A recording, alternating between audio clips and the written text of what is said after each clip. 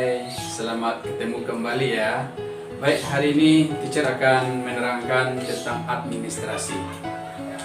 Nanti teacher akan memberikan penjelasan tentang pengertian administrasi, tujuan administrasi, fungsi administrasi, dan ciri-ciri administrasi. Pengertian administrasi dapat kita bagi beberapa kelompok.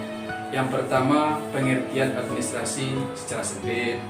Yang kedua, pengertian administrasi secara luas, dan pengertian administrasi oleh para pakar atau oleh para ahli. Kita mulai pengertian administrasi secara sempit. Administrasi secara sempit, semua aktivitas yang meliputi catat mencatat, surat menyurat, pembukuan sederhana, mengetik, kegiatan lain yang sifatnya teknis atau ketatarusahaan. Pengertian administrasi secara luas, semua proses kerjasama antara dua orang atau lebih yang bertujuan untuk mencapai target dengan memanfaatkan sarana dan prasarana tertentu secara berdaya guna dan berhasil guna. Sekarang kita perhatikan pengertian administrasi dari para pakar. Pengertian administrasi menurut George R. Terry, kegiatan perencanaan, pengendalian, dan pengorganisasian pekerjaan perkantoran, serta menggerakkan orang yang melaksanakan agar mencapai tujuan yang telah ditetapkan. Arthur Gregor, fungsi tata penyelenggaraan terhadap komunikasi dan pelayanan warkat atau surat suatu organisasi. Menurut Sondang Pesiagian, segala bentuk dari proses kerjasama antara dua orang individu atau lebih atas dasar rasionalitas terpilih untuk mencapai tujuan yang ditentukan sebelumnya.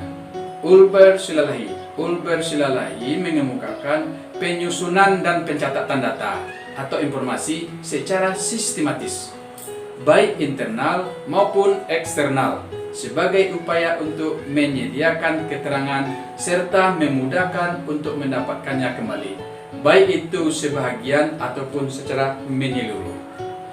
William Leffingwell dan Edwin Robinson, dia mengemukakan suatu bagian dari ilmu manajemen yang berkaitan dengan pelaksanaan pekerjaan perkantoran secara efisien, kapan dan di mana pekerjaan tersebut harus dilakukan. Dari definisi administrasi yang sudah kita kemukakan tadi, ada 3 hal yang penting yang perlu kita ketahui tentang administrasi itu sendiri.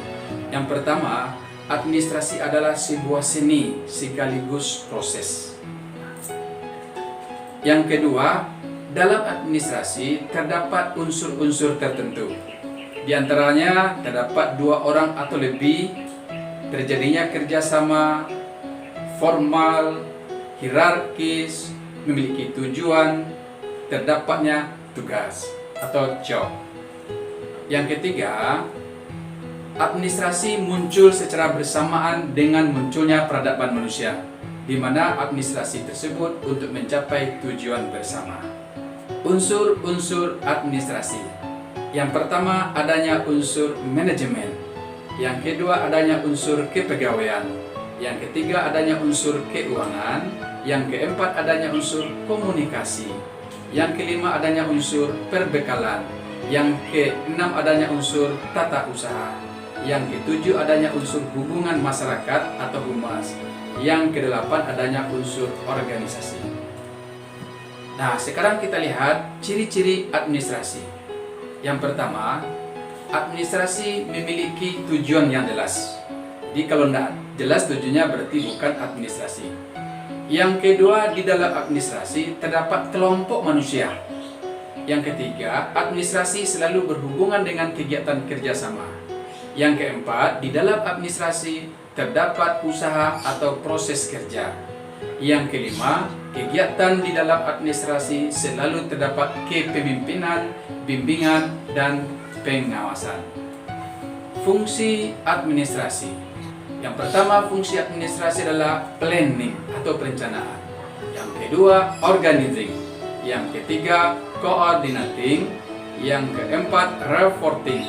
Yang kelima, budgeting. Yang keenam, staffing. Yang ketujuh, directing.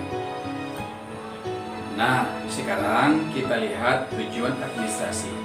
Tujuan administrasi yang pertama adalah menyusun program usaha. Yang kedua, tujuan administrasi adalah mengevaluasi kegiatan organisasi. Yang ketiga, memantau aktivitas administrasi. Yang keempat, memastikan keamanan kegiatan usaha. Sekarang kita lihat contoh kegiatan administrasi. Yang pertama, administrasi kependudukan. Yang kedua, administrasi pendidikan. Yang ketiga, administrasi perkantoran. Yang keempat, administrasi keuangan.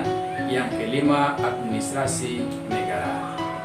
Nah, barangkali itulah yang dapat kita bahas pada video kali ini. Mudah-mudahan siswa dapat memahaminya dan silakan ditonton berulang kali. Bye.